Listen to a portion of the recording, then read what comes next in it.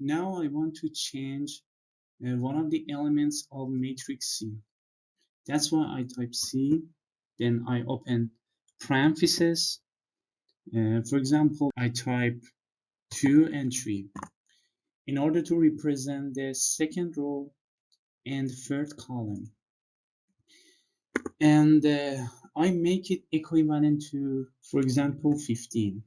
I hit the enter button, and this is the final result. As you can see, the second row and third column has been changed, and it is changed to 15, whereas in original one it was 6.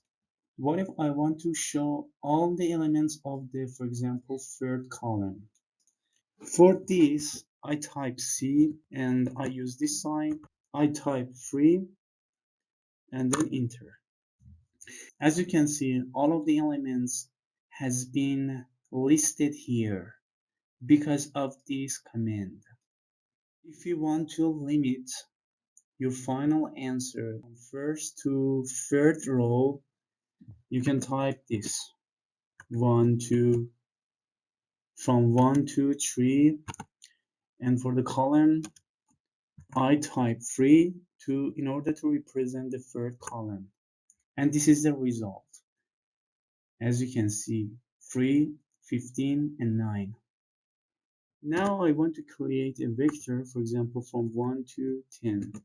As you can see, this column is representative of the steps.